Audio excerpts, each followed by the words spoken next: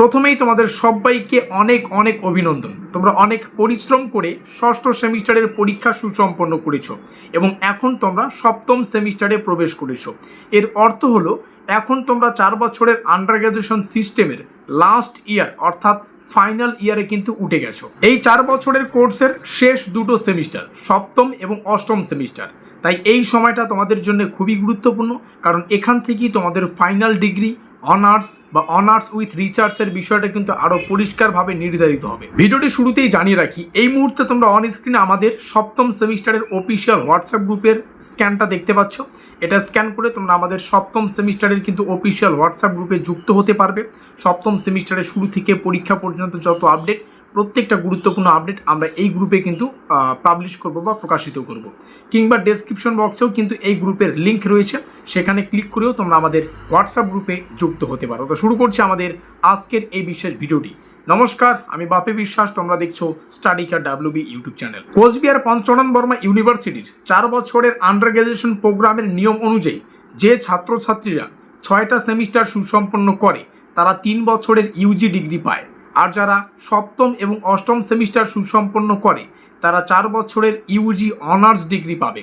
এছাড়া নির্দিষ্ট শর্ত পূরণ করলে অনার্স উইথ রিসার্চের সুযোগও থাকে। তাই সপ্তম সেমিস্টারকে কোনোভাবেই কিন্তু হালকাভাবে নেওয়া যাবে না।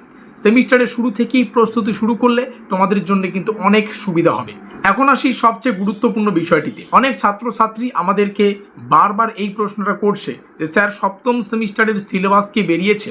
এই মুহূর্তে পরিষ্কারভাবে তোমাদের জানাতে চাই যে এখনও পর্যন্ত রাষ্ট্রবিজ্ঞান অর্থাৎ পলিটিক্যাল সায়েন্স বাদে অন্য কোনো সাবজেক্টের কিন্তু অফিসিয়ালি যে সিলেবাস সেটা কিন্তু পাবলিশ করা হয়নি ইউনিভার্সিটির তরফ থেকে।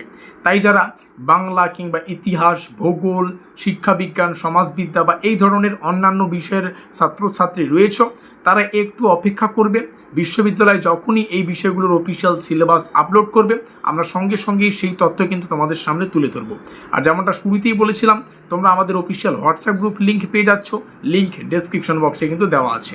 এবার অনেকেরই প্রশ্ন থাকতে পারে, আমাদের সপ্তম সেমিস্টারের সাবজেক্ট লিস্ট কী হবে, অর্থাৎ কতগুলো পেপার নিয়ে পড়াশোনা করতে হবে, সেই সাবজেক্টগুলোর কোশ্চেন প্যাটার্ন, নম্বর বিভাজন কী হবে। তো প্রথমেই সাবজেক্ট সম্পর্কে তোমাদের জানিয়ে রাখি। আমাদের এই সপ্তম সেমিস্টারে মেজরের 4টা পেপার, মেজর 13, 14, 15, 16, এই 4টা পেপারের মধ্যে কিছু ব্যাপার রয়েছে। সম্ভবত শেষ পেপারটা ডিজাস্টার বলে একটা ব্যাপার রয়েছে, যদিও এখনও সিলেবাসগুলো আসেনি।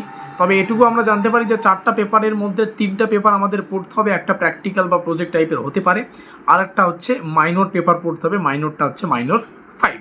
আর তোমরা কিন্তু মেজরের 4টা পেপার যদি হয় তাহলে 4টা, আর 3টা যদি হয় তাহলে 3টা। তো মেজরের যে নোটপত্রগুলো তোমরা আমাদের কাছে পেয়ে যাচ্ছ, মাইনর যে সাবজেক্ট সেটারও কিন্তু নোটপত্র আমাদের কাছে পেয়ে যাচ্ছ।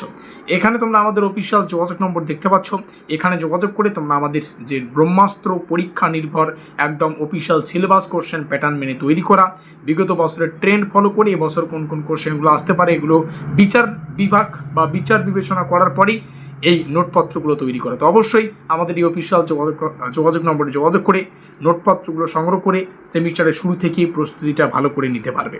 আর কোশ্চেন প্যাটার্নের ক্ষেত্রে আমি জাস্ট এতটুকুই বলবো, আমাদের ষষ্ঠ সেমিস্টারে যার যে সাবজেক্ট ছিল, যে সাবজেক্ট অনুযায়ী আমরা পরীক্ষা দিয়েছি, সেই সাবজেক্টের যা কোশ্চেন প্যাটার্ন ছিল, নম্বর বিভাজন ছিল, ঠিক একইভাবে কিন্তু সপ্তম এবং অষ্টম সেমিস্টারেও আমাদের অফিসিয়াল কোশ্চেন প্যাটার্ন, নম্বর বিভাজন থাকবে।